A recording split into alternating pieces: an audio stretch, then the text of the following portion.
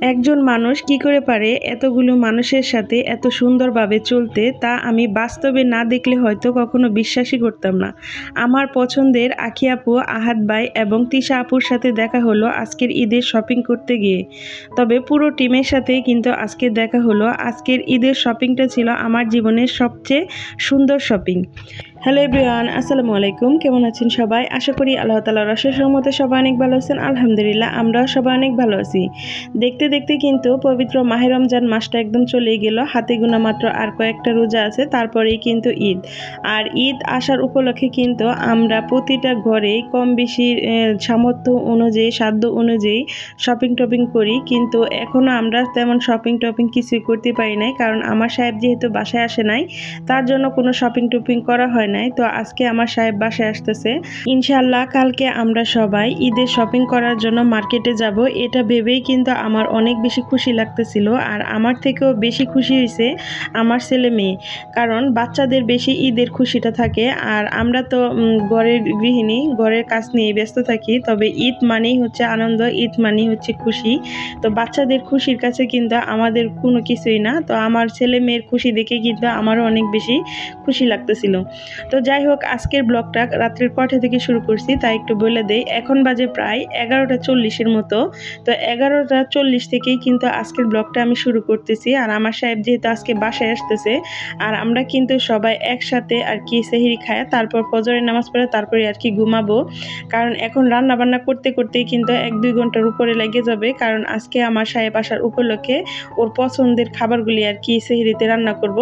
এখানে হচ্ছে আমি গাজর, কিছু হচ্ছে ফুলকপি ছিল, ফুলকপি, আলু, এগুলো আর কি পইলে নিতেছি। এইগুলি হচ্ছে একটু সবজি করব। আর হচ্ছে একটা ইলিশ মাছ নিছি, ইলিশ মাছ ভাজি করব। আর হচ্ছে বেগুন ভাজি করব। আর মুসুরির ডাল রান্না করা আছে। তো এই দিয়ে হচ্ছে আজকে আমরা সেহরিটা খাবো। তো আমার ছেলে মেয়ে কিন্তু অনেক বেশি খুশি। আমি আমার ছেলেরে বলতেছিলাম যে বাবা তুমি ঘুমায় যাও। তো আমার ছেলে কিন্তু ঘুমায় নাই। রাত্রের কিন্তু এখন বাজে হচ্ছে প্রায় 12টা, কারণ তার বাবা আসবে এই কথা শোনার পর মানে আমার ছেলের চোখের ঘুম নাকি একদম চলে গেছে। তো মেয়েও খুশি, ছেলেও খুশি। আর অনেক দিন পর সন্তানরা যখন তার বাবার কাছে পায়, তখন কিন্তু ওই যে একটা খুশি, এই খুশির অনুভূতিটা হয়তো বলে বোঝানো যাবে না।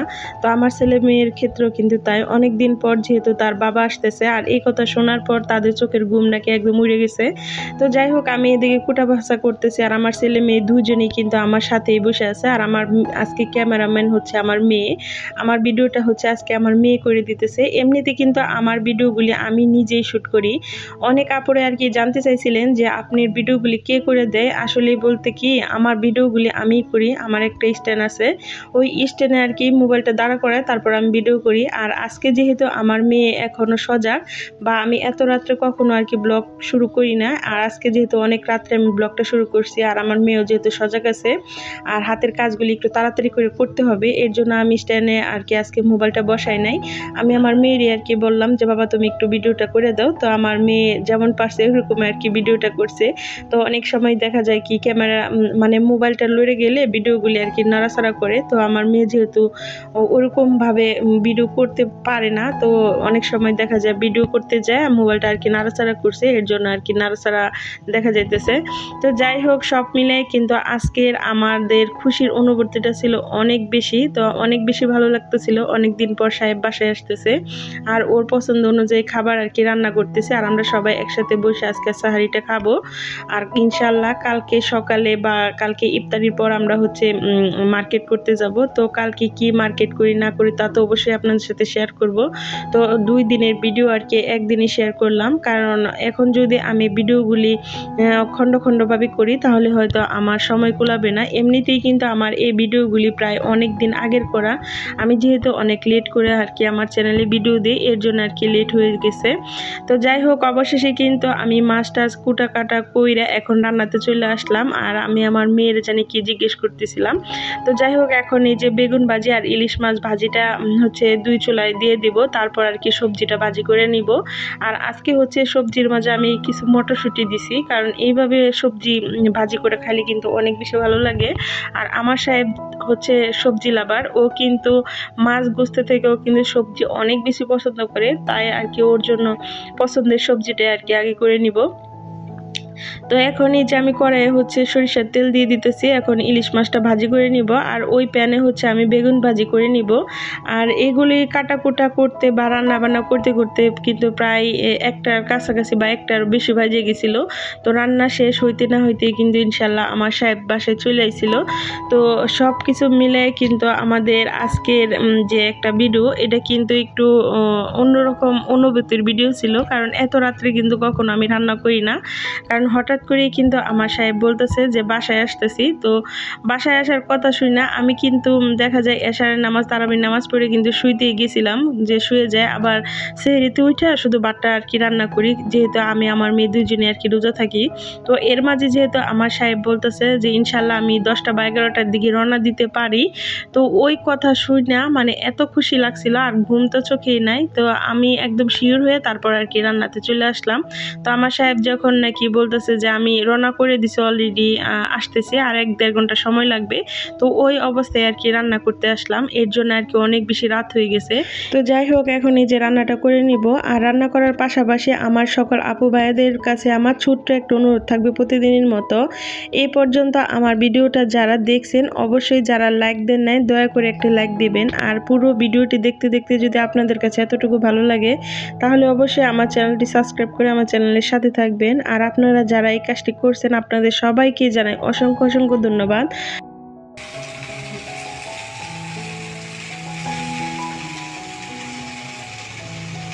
ছেলে ঘুমাই গেছে নাকি একটু দেখো তো বাবা, খিদে লাগছিল, ও তো মোবাইল দেখতেছে। তার হাত থেকে মোবাইল নিয়ে আসো, যাও যাও যাও যাও, মোবাইল নিয়ে আসো বাবা, যাও নিয়ে দাও, ফালাই দিও না বাবা।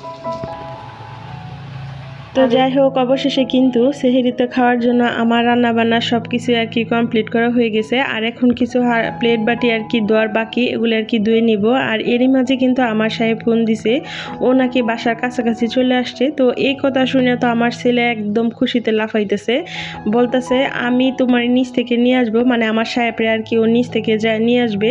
তো আমার সাহেব বলতেছে ঠিক আছে, আমি বাসার নিচে যখন আসবো তখন ফোন দিব, তখন তোমরা চলে আসো।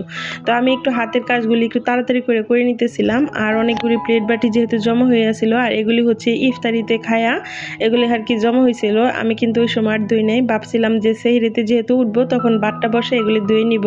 তো এর মাঝে তো আমার সাহেব আজকে বাসায় আসতেছে, তো রান্না বান্নাটা করে নিলাম। আর হাতে প্লেট বাটি যেগুলি ছিল ধোয়ার বাকি এগুলো আর কি ধুয়ে নিতেছি। তো যাই হোক, অবশেষে কিন্তু আমার সাহেব বাসায় চলে আসছে। আর আমার সাহেবের আগায় আনতে কিন্তু আমি আমার ছেলে দুইজনে নিচে গেছিলাম। তো এই যে দেখেন বাপের কি কেয়ার করে উপরে উঠাইতেছে, এরকম সন্তান পাওয়া সত্যি ভাগ্যের ব্যাপার।